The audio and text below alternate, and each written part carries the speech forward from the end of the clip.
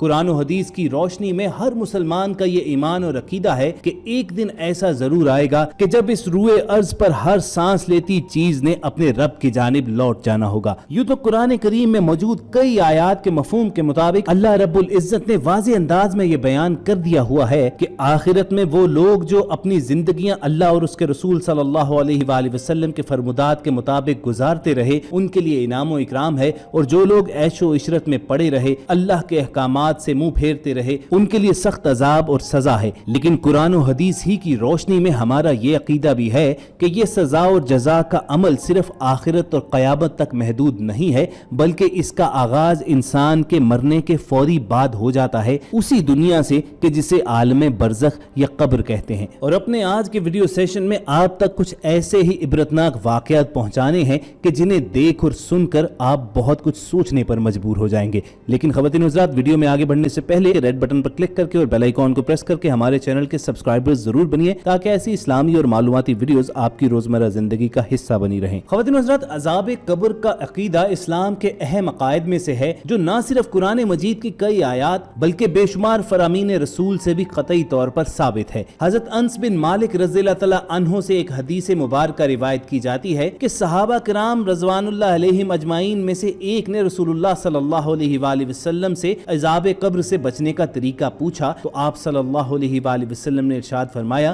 کہ سورۃ الملک کی تلاوت کیا کرو، یہ سورت تمہیں قبر کے عذاب سے بچائے گی۔ اسی طرح صحیح بخاری میں آتا ہے کہ رسول اللہ صلی اللہ علیہ وآلہ وسلم اکثر یہ دعا مانگا کرتے کہ اے اللہ، میں ناتوانی اور سستی سے تیری پناہ مانگتا ہوں، بزدلی اور ضعیف العمری سے تیری پناہ مانگتا ہوں، اور عذاب قبر سے تیری پناہ چاہتا ہوں۔ مگر دوستو، اتنے واضح ارشادات و فرمودات کے باوجود اس دنیا میں ایسے لوگوں کی کمی نہیں ہے کہ جو عذاب قبر پر اعتراضات اٹھاتے ہیں اور سرے سے اس پہ یقین بھی نہیں رکھتے۔ ایسے ہی لوگوں کے لیے پھر اللہ رب العزت بعض اوقات اپنی نشانیاں دکھاتا ہے، اور اس طرح کا واقعہ کچھ عرصہ پہلے ہندوستان میں پیش آیا کہ جہاں ایک قبرستان میں کسی کی تدفین کی غرض سے مسلمان اکٹھے ہوئے تو انہیں وہاں سے کچھ عجیب و غریب آوازیں آنا شروع ہو گئی۔ کھوج لگانے پر معلوم ہوا کہ یہ آوازیں پاس ہی کی ایک قبر سے آ رہی ہیں۔ چنانچہ وہاں موجود گورکنوں نے اس قبر کے آس پاس کی زمین کو جب کھودنا شروع کیا تو ایک منظر دیکھ کر سبھی کے ہوش اڑ گئے کہ اس قبر سے ایک نہیں بلکہ دو سانپ باہر نکل رہے تھے۔ فوری طور پر سانپ پکڑنے والے ماہروں کو بلایا گیا جنہوں نے ان سانپوں کو قابو کیا، اور اسی دوران وہاں موجود درجنوں لوگوں نے یہ عبرتناک منظر دیکھا بھی اور ساتھ ہی ساتھ اپنے موبائل کیمراز پر ریکارڈ بھی کر لیا۔ اب ہو سکتا ہے کہ یہ ویڈیو کے مناظر دیکھ کر بہت سے لوگ پھر سے اعتراض اٹھائیں کہ قبرستان ہوتی ہی ایسی جگہ ہیں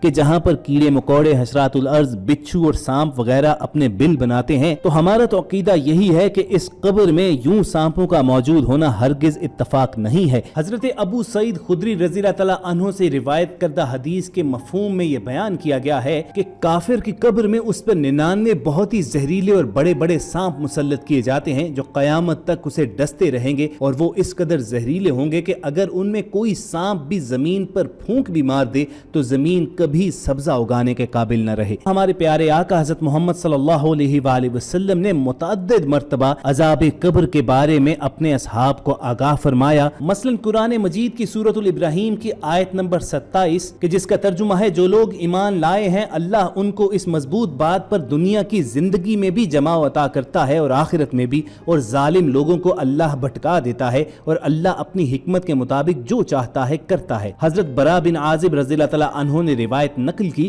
کہ نبی کریم صلی اللہ علیہ وآلہ وسلم نے فرمایا، مومن جب اپنی قبر میں بٹھایا جاتا ہے تو اس کے پاس فرشتے آتے ہیں، وہ شہادت دیتا ہے کہ اللہ کے سوا کوئی معبود نہیں اور محمد اللہ کے رسول ہیں، تو یہ اللہ کے اس فرمان کی تعبیر ہے جو سورۃ الابراہیم میں ہے کہ اللہ ایمان والوں کو دنیا کی زندگی اور آخرت میں ٹھیک بات یعنی توحید پر مضبوط رکھتا ہے۔ صحیح بخاری میں اسی آیت کو کوٹ کرتے ہوئے یہ کہا گیا کہ عذاب قبر کے بارے میں یہ آیت نازل ہوئی تھی۔ اسی طرح قرآن مجید کی سورۃ الغافر کی آیات نمبر 45 اور 46 میں اللہ رب العزت نے فرعون اور آل فرعون کے متعلق بیان فرمایا، پس آل فرعون میں سے مومن آدمی کو اللہ نے تمام سازشوں سے محفوظ رکھ لیا جو فرعونیوں نے سوچ رکھی تھیں، اور فرعونیوں پر بری طرح کا عذاب الٹ پڑا، یعنی آگ ہے جس کے سامنے یہ ہر صبح شام لائے جاتے ہیں، اور جس دن قیامت قائم ہوگی یہ حکم دیا جائے گا کہ آل فرعون کو سخت ترین عذاب میں ڈالو۔ عذاب قبر کے بارے میں ان آیات میں دو بڑی واضح دلیلیں موجود ہیں۔ قیامت قائم ہونے سے پہلے قوم فرعون کو صبح شام آگ پر پیش کیا جاتا ہے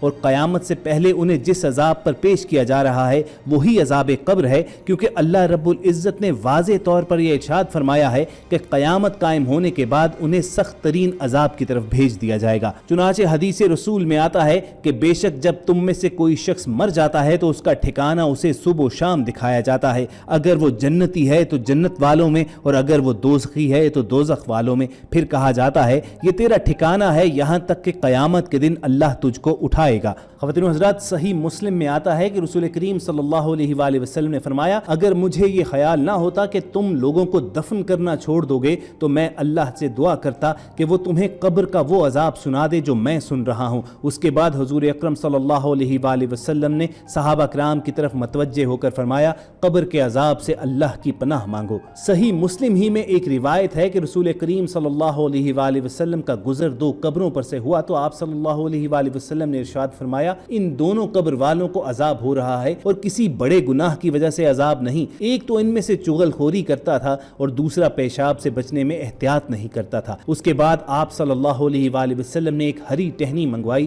اسے چیر کر دو حصوں میں تقسیم کیا اور ہر ایک کی قبر پر ایک گاڑ دی اور فرمایا جب تک یہ ٹہنی خشک نہ ہو امید ہے کہ ان کا عذاب ہلکا ہو جائے گا۔ خواتین و حضرات، سورۃ التوبہ کے آیت نمبر 101 کے جس کا ترجمہ ہے کہ تمہارے ارد گرد جو دیہاتی ہیں ان میں بھی منافق لوگ موجود ہیں اور مدینہ کے باشندوں میں بھی یہ لوگ منافقت میں اتنے ماہر ہو چکے ہیں کہ تم انہیں نہیں جانتے، انہیں ہم جانتے ہیں، ان کو ہم 2 مرتبہ سزا دیں گے پھر ان کو ایک زبردست عذاب کی طرف دھکیل دیا جائے گا۔ حضرت ابن عباس رضی اللہ تعالیٰ عنہ ہمیشہ فرمایا کرتے کہ یہاں پر پہلا عذاب دنیا کا اور دوسرا قبر کا عذاب مراد ہے۔ قرآن مجید میں جا بجا اللہ رب العزت نے ارشاد فرمایا ہے کہ جس کا مفہوم بنتا ہے کہ ہر انسان کو چاہیے وہ دنیاوی زندگی اور اس کے وقتی آرام کو اپنی منزل مقصود نہ سمجھے، کیونکہ اس دنیاوی فانی زندگی کے بعد ایک ایسی زندگی شروع ہونے والی ہے جہاں کبھی موت واقع نہ ہوگی، جہاں کی راحت اور سکون کے بعد کبھی کوئی تکلیف نہ ہوگی۔ لیکن ہماری اس ظاہری دنیا اور آخرت کے درمیان ایک اور عالم ہے جس کو برزخ پکارا جاتا ہے۔ مرنے کے بعد اور قیامت سے پہلے تک تمام جن و انس کو حسب مراتب اسی میں رہنا ہوتا ہے۔ برزخ میں کسی کو آرام ہے اور کسی کو تکلیف۔